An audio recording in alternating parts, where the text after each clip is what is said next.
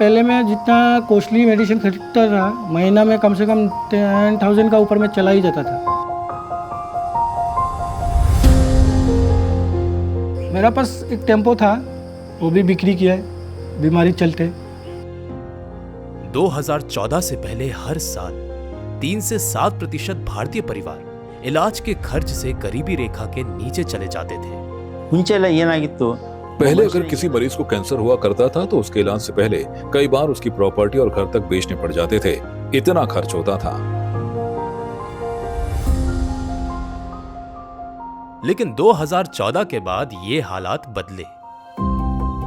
2008 में शुरू हुई प्रधानमंत्री भारतीय जनऔषधि परियोजना को 2015 में आदरणीय प्रधानमंत्री श्री नरेंद्र मोदी जी ने नई रफ्तार दी। 2021 सितंबर अगस्त जो मैं पहली बार जन औषधि केंद्र से मैं एक मेडिसिन परचेज किया और उसके बाद से जितनी भी मुझे रेगुलरली दवाई चाहिए वो मैं वहाँ से लेने लगा। खर्चा जो हो अभी फिलहाल 2,000 भी नहीं जाता है महीना मेडिसिन के लिए। 200 रुपये का मेडिसिन मुझे 100 रुपये में मिल जाता है, 50 रुपये का मेडिसिन 20 रुपये में मिल जाता है।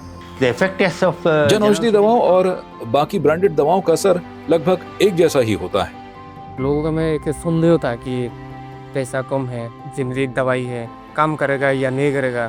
तो मैंने उनको सिस्टम में स्टेप बाय स्टेप दिखाया, क्या कॉम्पोजिशन है, दवाई की कितनी mg है। हो सकता है कि कंपनी का नाम दूसरा हो, पैकिंग दूसरी हो या दवा का कलर भी दूसरा हो, लेकिन कॉम्पोजिशन एक ही होती है, तो आप इसे खरीद सकते हैं, इसमें कोई दिक्कत नहीं होती है।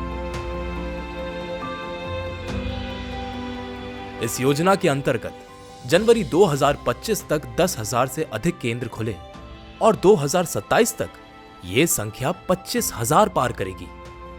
यहां 2,047 से ज्यादा दवाइयां, 300 सर्जिकल उपकरण और ₹1 में सैनिटरी नैपकिन जैसी सुविधाएं उपलब्ध है। तो कैंसर की दवा हो, डायबिटीज की दवा हो, ये सभी बहुत महंगे थे। जन औषधि प्रोग्राम के आने से ये सभी दवाएं बहुत सस्ती हुई हैं, लगभग 50 से 80% सस्ती। लोगों को जब हम देखते हैं कि उनका 3,000 का जो ट्रीटमेंट कॉस्ट है, तो वो जब 3,000 से 400 या 300 रुपए में जब आ जाता है, तब उनका जो खुशी देख के ही हमें खुशी मिलता है। प्रधानमंत्री श्री नरेंद्र मोदी जी का ये कदम स्वास्थ्य ही नहीं, करोड़ों भारतीयों को राहत, सम्मान और आत्मनिर्भरता देने वाला ऐतिहासिक फैसला है। आम जनता को देख के ही बनाया गया जन औषधि। जो दवा अफोर्ड नहीं कर पाता था, शुगर का, बीपी का, वो यहाँ 12 रुपये, 15 रुपये, 17 रुपये पत्ता करके मिल जाता है। 80 to 90% दाम कम में ही मिल जाता है, सो कॉस्ट इफेक्टिव होता है। अब मुझे दवाइयाँ लेने की कोई टेंशन नहीं होती, मैं जब मर्जी दवाइयाँ ले लेता हूँ और मेरे को लोड भी नहीं पड़ता कोई। सस्ती दवाई क्या, बाजार से जैसे 500 रुपये का पत्ता है वो, तो यहाँ 28 रुपये, 29 रुपये, इतना सस्ता मिल जाए। और लोगों को क्या चाहिए? जो दवाइयाँ मैं 4,000 5,000 में लेके जाता था महीने भर का, तो वो दवाइयाँ मैं करीबन 1,000 से अंदर लेके जाता हूँ। जेनेरिक मेडिसिन स्टोर रे गवर्नमेंट सर्टिफाइड रोचे, से माने एक्सपायरी मेडिसिन बिकी पारिबेनी, आ एटा गुटे secure and safe place to buy medicine. कासु निचो